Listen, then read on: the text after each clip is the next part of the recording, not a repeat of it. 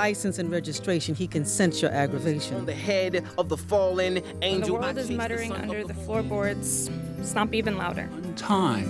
Let them know you are alive today. Or unhum. Did you know that your hands came with a ripple effect? Whisper tones unraveling like silk.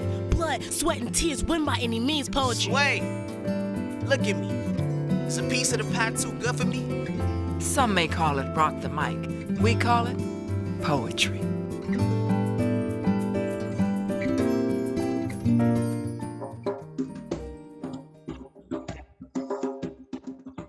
The mystery of this new day beckons me.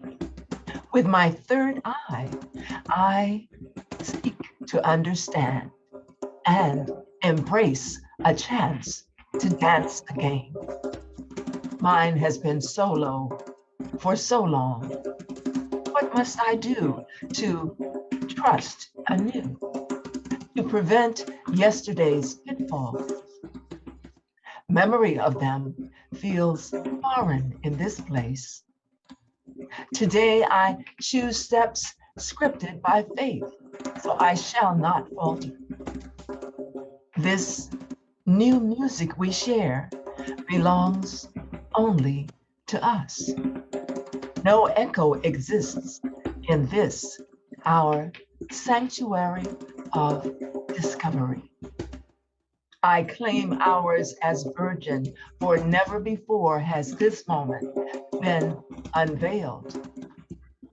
We take our cues from one another, building on a strength second only to God, giving and receiving, bending and weaving, creating a new fabric to wrap and shield our love, a glorious garb of purest protection and expectation.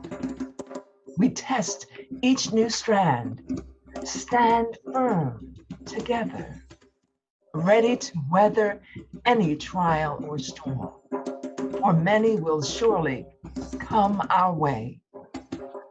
We embrace the mystery and dance in defiance of fear as we welcome our wondrous new duet of love.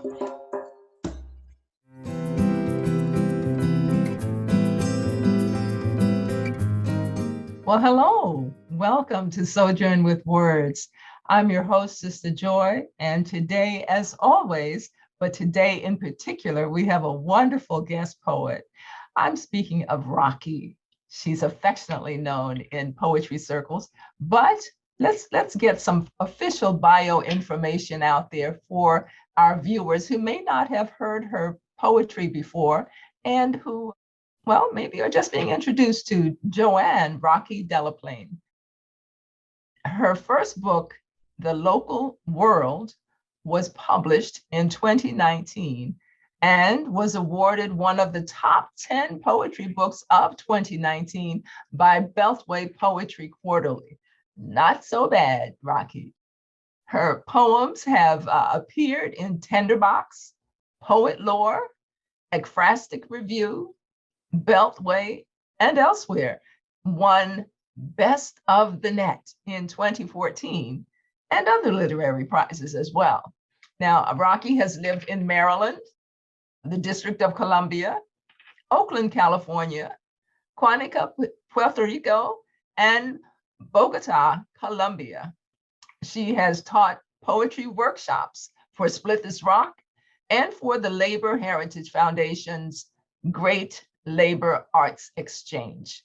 In August, she'll be teaching in Puerto Rico for the Mariposa Poetry Festival. So I think that gives everyone a fair concept of just who this wonderful poet and visionary is. Welcome, Rocky, to Sojourn with Words. Thank you, Sistah Joy. I'm so honored to be here, so delighted to be part of this series. And I want to thank you for all you do for poetry. Amazing. Thank you so much. Well, it's been a while since I last heard you, so I'm looking forward to hearing your poetry again. And there's a couple of things about your poetry that kind of is it's signature to you, to Rocky. Tell us about, in particular, the sense, the importance of place when you're crafting your poems. How does that play into your creative experience? Well, I grew up in Maryland near the Patawomeck River. It's a river that I played in, swam in, skated on, drove past for miles and miles, staring at. So the river shows up a lot in my book. There are poets who write about place so beautifully you feel like they're carrying you in their pocket and you're eavesdropping in on their lives. I'm thinking about poets like Sterling Brown or E. Ethel Miller. Myra Sklarou writes so amazingly about Lithuania. Maritza Rivera, who runs the Mariposa series, she writes about her childhood in Puerto Rico.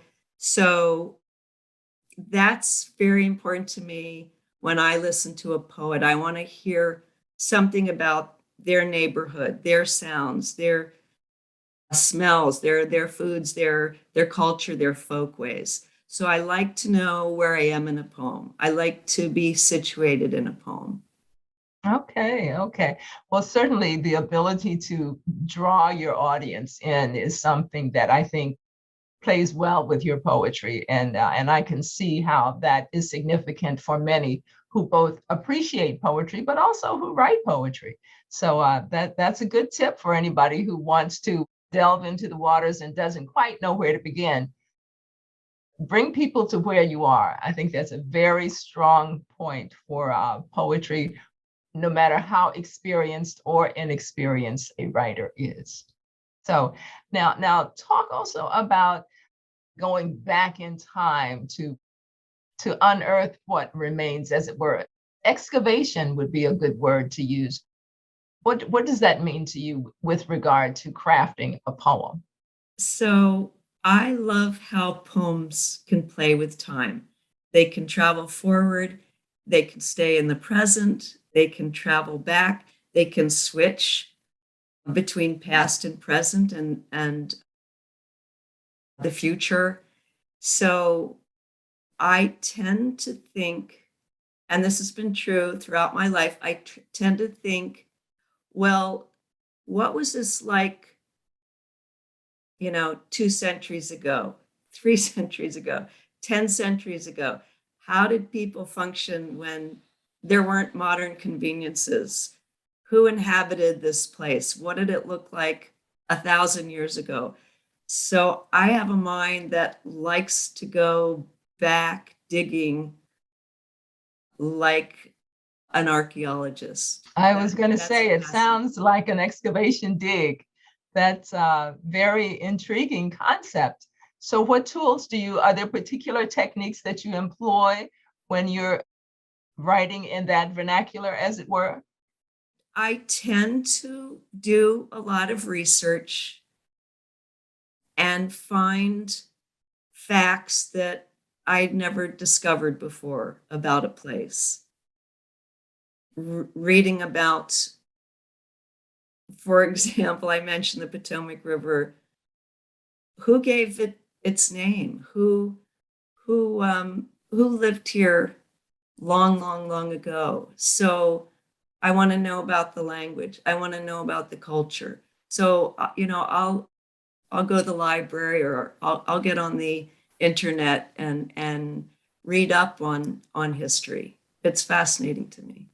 If one is trying to present poetry that is fact-based, because sometimes, as we craft poems, we're sharing our feelings, our views about something.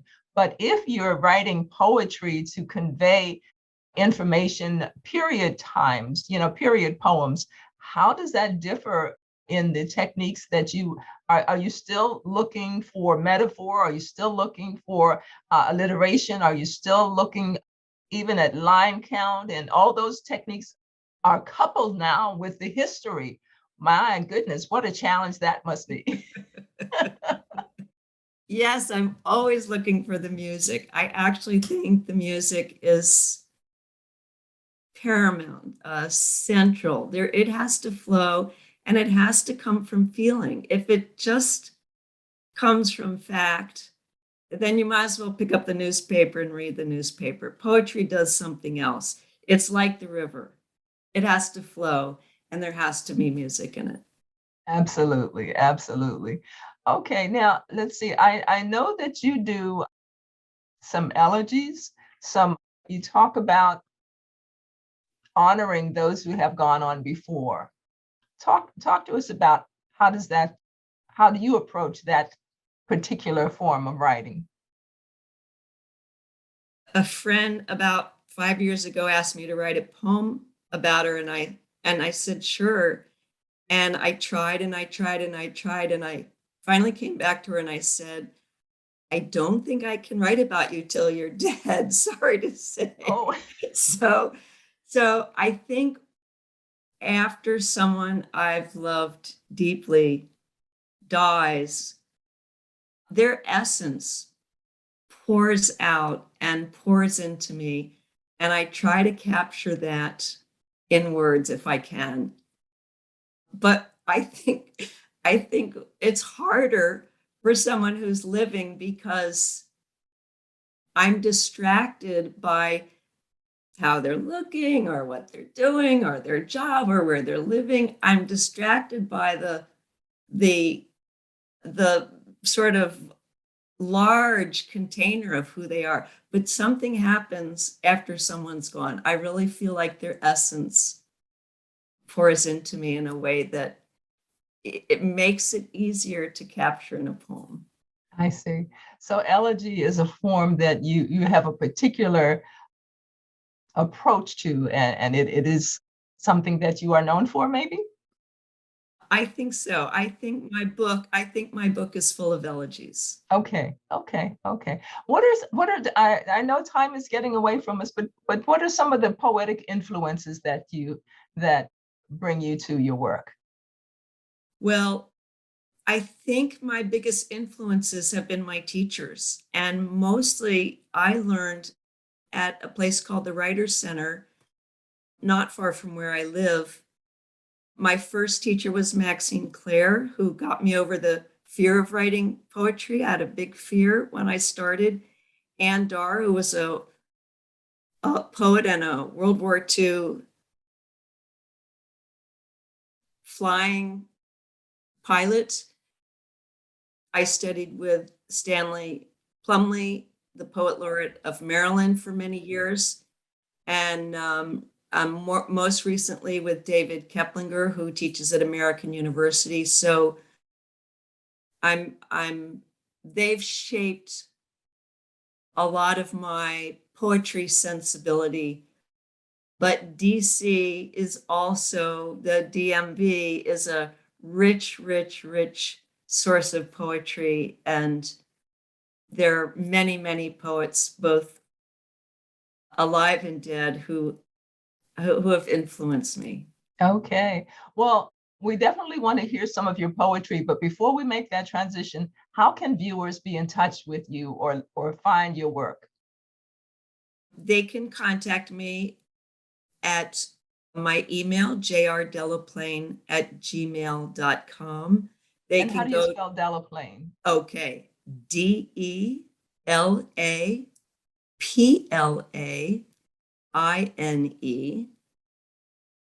I also have a website. They can go to Rocky Delaplaine and look for my poetry website. And my book, The Local World, is available through Amazon. Okay. Well, Rocky, thank you so much for letting our viewers get to know you. And now we want to hear some poetry.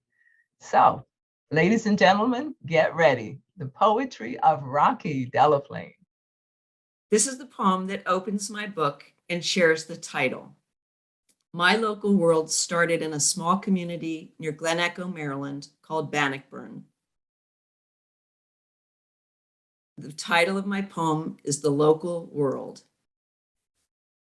Now that I'm forgetting names, I'm remembering places, sounds, standing on a chalked hopscotch board with my mother winning a cupcake when they hollered 7. It happened again, and a third time. 3 cupcakes. I am 3. At 4, my sister showed me a rock behind our house. I called it my horse and ride it out of town whenever I hate the world.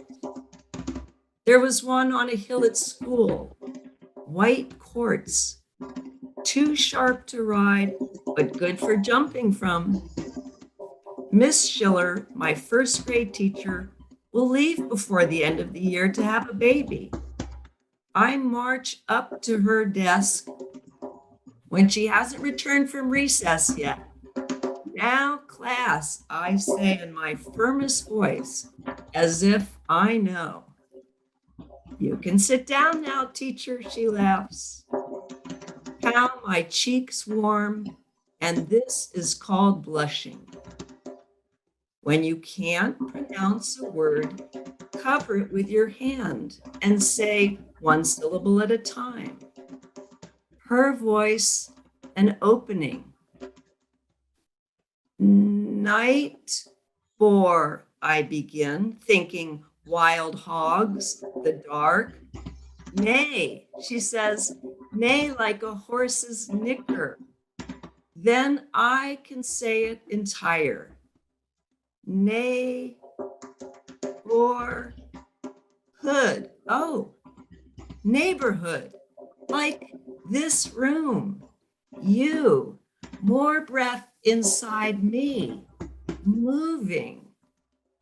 Neighborhood, neighborhood, neighborhood.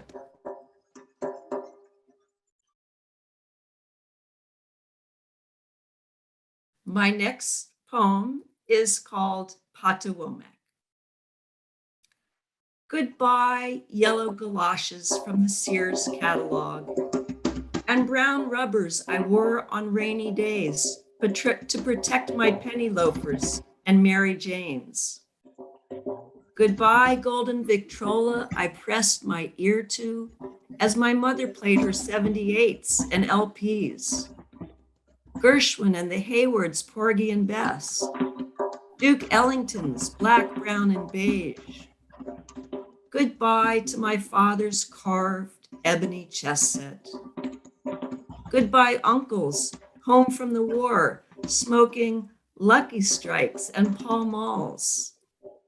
Goodbye, Grandpa Bill, who smoothed the crease of his gray felt fedora with nuffs, nails buffed and trimmed.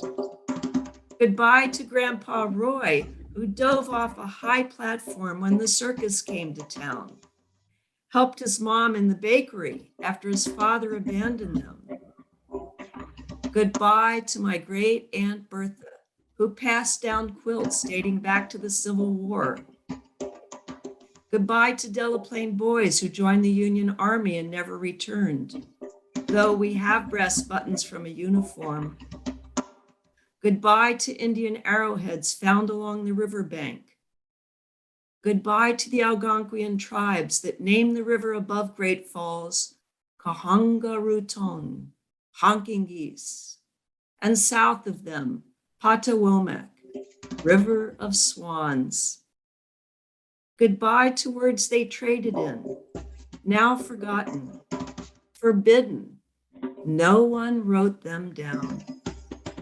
Goodbye glaciers that smooth the rocks, leaving tiny white shells in the crevices and folds.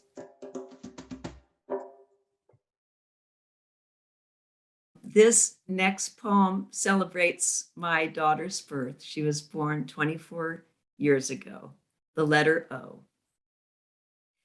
Your birth month, the full October moon rising behind oaks, orange. O, the 15th letter, shown by Phoenicians with a dot in the middle, as if eyes. O, the mind waking. O slashed, the mind oscillating just before sleep. O, on Oahu, hula dancers contain the sun. O, the primordial sound om as it begins in the back of the mouth. O, reading in high school the story of O, a woman who loses, reduces, subtracts herself to zero. O, my fear of such oblivion. O is circumflex, my father's face when I didn't say sorry. O, abbreviations, old, ocean, Ohio, order, or. O, Ouroboros snake ends where she begins. O, a love cry, a grief cry, a word meaning these two are one. O with umlaut, your saxophone hitting high E. O, the shape of your matted head pushing out of me. Oh, my os mirroring. Oh, your lips just before you took your first breath. Oh, what I called out when I rocked you and our eyes were Phoenician. O's looking into O's. Oh, daughter. Oh, snow goose. Oh, no, no, my only O. We named her Olivia. Oh, what a beautiful poem. Oh my gosh. Oh, thank you for that.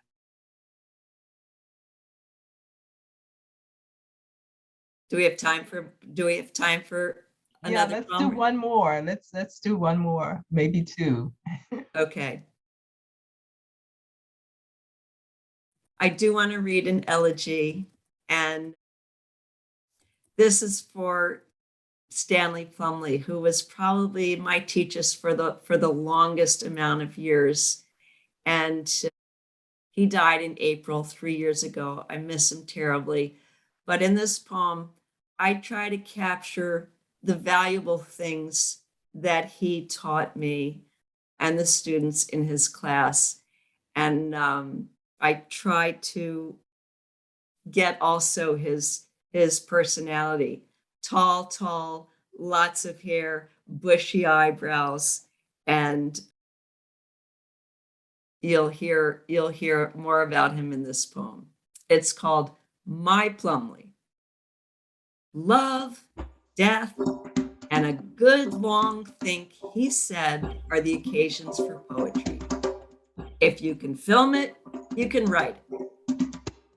Don't worry about being a poet. Just try to capture the moment. This is a terrible poem. Tone is everything. Tone is not what you intend. It's what you discover in the writing. I do favor a certain formalism. Form is your father, your mother. Pay attention to the music. Silence is one of your sources, or should be. Never let the will do the work of the imagination. If you want to grow as a poet, put yourself in your poem. Your obsessions are your prompts. You have centuries to turn to. Learn from the poets before you, not as competition, but as support. He knew which poets were drunks. When he recited poetry, it quiet to a whisper, would lean in, straining. You never stop revising your poems until you die. Bad writing can kill you. It should kill you. You should die of it. You're lucky if you have 5 readers. Where is the poem taking place? You give up such power when you don't tell us. Poems are elegies. If not, why write them? Passion, he insisted, is what really matters. Praised Robert Frost's directive. A poet should never have the last word. When you end, close the door quietly. What a beautiful tribute to Stanley Plumly. Wow. He taught well. He taught well. Of course. He taught well, and I was lucky to have many, many years. I think I got to study with him for over 15 years. So I heard these things over and over and over and over. When I started, I needed a poetry teacher who was very encouraging. But as I matured, it was refreshing to have a poet who was quite stern, and he could be quite stern. Well, certainly as Maryland State Poet Laureate, he had an authority that was expected of him and would not have sufficed had he not been. So I'm very happy that you shared this wonderful elegy of what he deposited in you. And I love that, again, you brought to home how you must convey that sense of place. You got that from Stanley Plumly. Absolutely. Okay. Well, I think I'm going to approach my poetry slightly differently going forward. I like learning new things, and I wasn't blessed to have sat in classes taught by Stanley Plumly, but thank you for sharing with all of our viewers, this host included, some of those morsels, some of those nuggets that will move us farther along in our writing. Thank you again. This is Rocky Delaplaine, our guest poet here on Sojourn with Words. And she does have a website. Again, tell us the website where people can view your work. Rocky Delaplaine. Is it .com or .org or .com? .com. Okay. And her book is, give us the name of the book. Do you have a copy of the book? Yes, I do. The Local World. And they can buy it from me or they can find it on Amazon. But of course, if they buy it from you, then they can get it signed. Exactly. Yes. We want to have that personal copy. And tell our viewers about the difference between having a book personalized and then for those who are collectors who just want it signed. If you go and hear a poet speak and they sign the book, they'll often write something that's just to you. It's so precious. It's just so precious. So it's wonderful to get a book that's signed, but when it's signed to you, it has a special meaning. Okay, I agree with that. And I guess my point that I wanted to convey to our viewers is that there is a difference for those collectors in the fact that if you have a book personalized, it cannot become a collectible. But if it's only signed by the author, then it can be a collector's item that one could sell or have monetary gain. But you should know what your purpose is when you have a book signed. Is it for you personally, and you never intend to sell it, or your future heirs will not be selling it? Or if you want to have an item that could have market value, then you only have it signed and not personalized. So that's something that I try to let people know. And if they want to get two, then they get one signed and they get one personalized. And Got it. I appreciate that distinction. That was never so clear to me. Thank you, Sistah Joy. Yeah, well, those of us who are trying to bring others to poetry, we want to make sure they have a full understanding of the richness of and the history of poetry. And sometimes there are collectors that are serious about their libraries and they want to have those you may not be able to get the first edition, but you could get a signed copy that may have some value down the road. So that's what we try to let people know. Absolutely. Absolutely. Okay. It's fun. It's fun to make a book. And I want to encourage your listeners who don't yet have a book to go for. Don't be afraid. It's fun to make a book. Absolutely. Well, Rocky, thank you so much for being a guest here on Sojourn with Words. And we want our viewers to certainly be in touch, visit her website, certainly support her and purchase her books if you can. But always remember to find that pen. Find that pen. Yes, find that pen and always keep writing. See you next time on Sojourn with Words.